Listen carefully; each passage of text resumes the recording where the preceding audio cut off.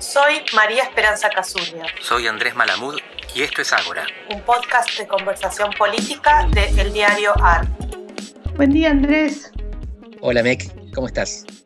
Bien, qué semana, ¿no? No sé qué pensás vos, pero a mí me da la sensación de que esta es la primera semana de la campaña en la cual algo cambió, por decirlo así. O sea, todo venía siendo muy como era, y esta semana hubieron ciertas novedades de peso. Pasaron cosas. Efectivamente, desde los renunciamientos de Cristina primero y de Macri después a la candidatura, esta es la primera pieza importante que no mueven ni Macri ni Cristina. Y por eso Exacto, eso es una buena definición. Ya hubo un desafío a Cristina, que es la decisión de Alberto de por ahora no bajarse de la candidatura a la reelección, pero nadie le concede a eso demasiada viabilidad.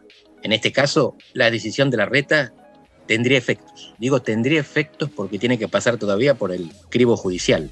Hace falta una coordinación entre la Ciudad de Buenos Aires y la justicia federal para las elecciones mal llamadas concurrentes. Las elecciones concurrentes en ciencia política son las que se realizan el mismo día. Elecciones de diferente nivel que se realizan el mismo día. En este caso lo que se hace es separar la instancia de la votación en dos boletas y dos urnas diferentes. La boleta electrónica no sé cómo lo implementarán. Quizás no tenga urna, ellos dicen que sí, que es simplemente una impresora, aunque esto Delia Ferreira Rubio lo discute con argumentos. Lo interesante me parece es que demuestra dos cosas. Una inesperada, osadía por parte de Larreta, al que se le exigía que dé una señal de autonomía. Y la otra es planificación, a ver si coincidís. No es algo que se le niegue, Larreta siempre fue un planificador, de hecho está planificando su candidatura presidencial desde que su papá lo procreó. Pero en este caso lo que demuestra es una frialdad en la ejecución y una anticipación a todos los demás jugadores, incluyendo al que más lo conocía, que sorprendió a propios y extraños. Se dice que no solamente grabó el video una semana antes, sino que grabó más de uno, en vista de escenarios cambiantes, con diferentes convocatorias electorales. Mi pregunta es, si preparó esto con tanta anticipación, ¿qué tiene preparado ahora?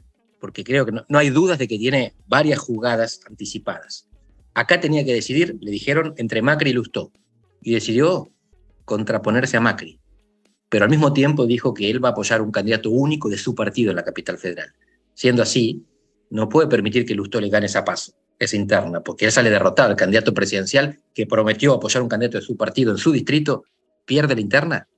¿Y con qué cara después va a enfrentar a quien sea? Milei, Bullrich previamente, o el candidato del Frente de Todos en la general. Ah, qué interesante. O sea, lo que vos estás diciendo es que Lustó no sería el candidato de Larreta, para decirlo así, o que no podría serlo. Exactamente. Debería ser la próxima víctima. Lo que hace Larreta es secuenciar sus movidas. Y él va de a poco deshaciéndose o dejando atrás a los adversarios, a los obstáculos. Mucha gente piensa que su alianza con Martín Lustó es fundamental, y yo lo considero muy importante porque él, para tener chances en un tiempo de halcones, siendo paloma, necesita juntar a todas las palomas. Hace falta que todos los radicales moderados y dialoguistas estén con él, porque si se separa el radicalismo, él hoy contra Patricia está perdiendo la elecciones. Pero al mismo tiempo, no puede permitir que esta alianza con el radicalismo sea a costa de su propio partido. No puede quedar rehén del radicalismo porteño, así como no podía quedar rehén de Macri. Y ahí yo no sé cuál es la jugada, porque tampoco él parece tener un candidato propio suyo que recontramida para la ciudad, ¿no? O sea, no. Bueno, Jorge Macri, tampoco es que Jorge Macri sea, no sé, John Fitzgerald Kennedy en su carisma, pero es Jorge Macri, ya ganó en Vicente López, es conocido, tiene el apellido Macri, ¿no? Que el capital suma, así es. Que es el fundador del partido vecinal, entre comillas, más exitoso, no sé, de las últimas décadas de Capital Federal. Es interesante porque es un partido que realmente expresa una identidad porteña, por decirlo así, no la única, no quiero decir, pero que nace de ahí, ¿no? No queda claro quién sería ese candidato, simplemente iba a decir eso. Cierto, pero para ratificar lo que estabas diciendo, los 4 principales líderes del PRO, Macri, Larreta, Bullrich y Vidal, son todos porteños. Los que no son porteños vienen detrás. Y uno que no es porteño es Jorge Macri, justamente, que busca serlo. Fíjate la importancia que tiene la ciudad de Buenos Aires en la genética y en los cofres de este partido. El resto, si vos vas al radicalismo y al peronismo, te encontrás con dirigentes en las provincias también. En el caso del PRO, los dirigentes provinciales son precisamente provinciales. Para ser dirigente nacional tenés que ser porteño. ¿Quién podría ser su candidato si no fuera Jorge Macri? Se me ocurren dos opciones. Quirós, y por lo tanto no lo bajó. La fórmula Quirós-Acuña no sería de descartar, son dos leales a él, es una fórmula equilibrada de género, con dos ejecutores conocidos, y podrían sobreponerse a la bajada de Jorge Macri si no le dan los papeles. Y los papeles es complicado que le den, porque es incompatible tener los años de residencia que le exige la Constitución porteña con los años de residencia que le exigía la bonaerense cuando fue candidato a intendente de Vicente López. Así que va a tener que hacer alguna alquimia, como por ejemplo explicar que vivían los dos distritos simultáneamente. 3 días en uno y 4 en el otro, pero eso lo decidirá la justicia. La otra posibilidad es María Eugenia Vidal, que hoy está alineada con los halcones, pero que históricamente fue carne y uña con Larreta. Y esto es una de las maneras que se me ocurre de jorobarlo a Lustó, porque Vidal sí mide en la ciudad de Buenos Aires. Y de esta manera compensa a Macri por lo que le hizo. También me resulta muy interesante el hecho de que Mauricio Macri, como vos decís, lo primero que creo que todo esto revela es que aparece la idea de que los dirigentes del PRO piensan que de ninguna manera pueden perder el control de la ciudad de Buenos Aires, lo cual es interesante porque aparece la idea también de que ganar a Lustó, un radical, implica perder ese control, ¿no? Cosa que no tendría necesariamente que ser así, porque están en una alianza, en una coalición que ya tiene un montón de años y donde no ha habido tampoco, por lo menos a nivel de política pública, por decirlo así, diferencias tan apreciables entre la UCR y el PRO en la ciudad de Buenos Aires. Sin embargo, efectivamente acá vemos, creo yo, una característica del PRO, que es que una cosa son las coaliciones electorales y otra cosa son las coaliciones identitarias. Y el radicalismo no es visto como una coalición identitaria. Pero la segunda cuestión, que también me parece interesante, es que frente a esto, Mauricio Macri no optó por ninguno de los dirigentes que uno pensaría que son cercanos a él y que trabajan con él hace un montonazo de años y que son, como vos decías, todos oriundos de la ciudad de Buenos Aires, sino que optó por su primo, ¿no? Sí. Hay una cosa, digo, familiar, hay una cosa de que, y esto me parece, es interesante porque no es que no haya dirigentes, como decía recién, qué sé yo, uno podría pensar en un montón de gente, podría pensar en Dietrich, podría pensar en gente que estuvo en su gabinete, incluso podría pensar en María Eugenia Vidal, a quien él tampoco dijo, ella es mi candidata para la ciudad. No la bajó, pero tampoco la designó. Hay una cosa familiar y un intento de control muy, muy, muy cerrado, que creo que esto se demostró como una fortaleza y una debilidad al mismo tiempo del tipo de liderazgo de Mauricio Macri. No sé vos qué pensás. Incluso en su gobierno, él siempre se manejó con un equipo muy chiquito de gente. Acordate que en el gabinete por ahí, cuando sacaba un ministro, cambiaba a otro de lugar, o sea, no hubo incorporaciones extra, por decirlo así, muy centrado en relaciones muy antiguas, familiares o de su secundario, lo cual, como digo, es una ventaja porque es un equipo muy consolidado y con mucha lealtad hacia el líder, pero también en momentos como este te pone figuras que por ahí terminan resultando problemáticas porque no van más lejos de eso. Uh-huh. Vos estás identificando un estilo de mando que podría venir de la empresa empresarial, donde hay contactos, donde hay contrataciones y donde no hay concursos. A mí se me ocurre que también hay una dependencia estructural del territorio. A ver qué te parece esto.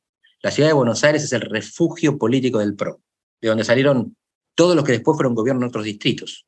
En 2015, Macri se va a la Nación, María Eugenia, Macri que era jefe de gobierno porteño, se va a la Nación, María Eugenia era vicejefa, se va a la provincia y queda Larreta, que era el jefe de gabinete en la ciudad de Buenos Aires. Cuando pierden la provincia y pierden la Nación, vuelven todos a la capital, incluyendo María Eugenia Vidal. La capital es, para empezar, refugio político. Es como fue La Matanza para Cristina, como es la provincia de Buenos Aires en general para el peronismo. Pero además es la caja, exactamente igual que la provincia de Buenos Aires para el peronismo. Son los negocios, son las licitaciones, son los contratos. ¿Qué estrategia tiene Larreta para lidiar con los adversarios? ¿Qué hizo Larreta con todos los que lo enfrentaron? Los contrató. La ciudad de Buenos Aires es una fuente inagotable de disciplinamiento político y de financiamiento político. Así que, ¿quién mejor que un familiar? Pero aunque no fuera familiar, que tiene que ser de confianza, no quedan dudas. Mi pregunta es esta, no sé si para esta charla o para la que viene. El PRO no puede perder la ciudad de Buenos Aires. El peronismo no puede perder la provincia de Buenos Aires. ¿Puede el movimiento popular neuquino perder la provincia de Neuquén? Bueno, hoy por hoy la puede perder, sí. Wow. La verdad es que a mí no tengo datos, no estoy hablando con encuestas. Las encuestas que circulan son bastante poco, qué sé yo, circulan encuestas de todo tipo y color, ¿no? Y todo tipo de clientes, pero sí a mí me da la sensación de que el movimiento popular neuquino está más cerca que nunca antes en su historia de perder una elección.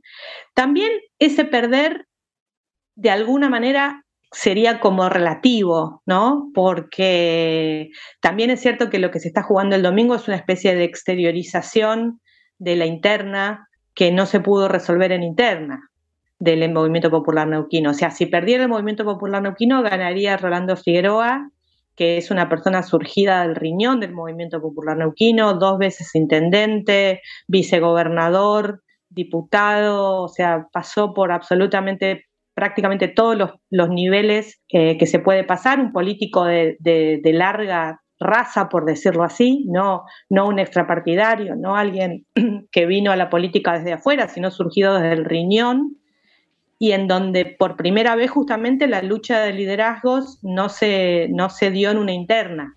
Queda cierta duda, ¿no? O sea, a uno le da la sensación de que el Movimiento Popular Neuquino podría perder, pero a mí personalmente también me da la sensación de que aún si perdiera, Rolando Figueroa en su eventual gobierno reintroduciría, por decir así, a una gran parte del actual Movimiento Popular Neuquino, que se integraría a su gobierno sin demasiados problemas. Me da la sensación. Todo esto es completamente especulativo. Sí.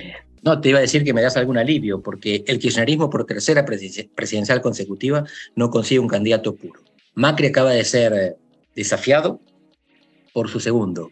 Si el Movimiento Popular Neuquino pierde, entonces ya no será la Argentina que conocimos. Estamos hablando de un mundo nuevo. Sí.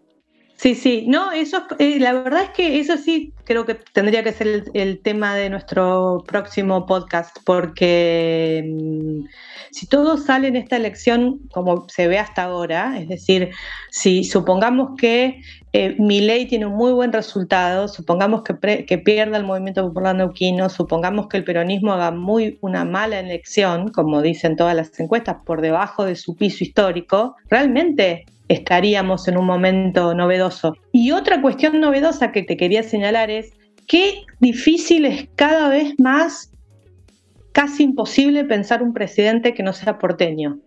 Y esto también es un cambio, creo yo, estructural de la política argentina, ¿no? En donde pasamos de presidentes que muchos de ellos, no todos, pero muchos fueron gobernadores, nacidos de provincias, digamos, ¿no? A un momento en el cual, tanto para el peronismo como para el radicalismo, digamos, no está más cerca de la presidencia Gerardo Morales que Coqui Capitanich, no sé, por decir, ¿no? Correcto. Y está más cerca de la presidencia alguien que no tuvo experiencia ejecutiva como Patricia Bullrich, aparece más cerca a ella que Morales o Cornejo, gente que ha gobernado y que ha sido refrendada muy contundentemente con las urnas en sus propias provincias grandes en el caso de Mendoza. La cuestión porteña estuvo en el origen de la nacionalidad, del conflicto político argentino. Pensamos que lo habíamos resuelto en 1880 con la federalización, a fin del siglo XIX. A principios del siglo XXI seguimos teniendo el mismo problema que en la Fundación Nacional. Fíjate si no es grande ese problema. La ciudad de Buenos Aires y el poco contrapeso que le hacemos desde el interior. Bueno, va a estar interesante la próxima conversación entonces, y ya vamos a tener los resultados de Río Negro y de Neuquén para discutir. Fantástico. Espero por ese momento. Un abrazo, Andrés. Beso grande. Chao, Meg.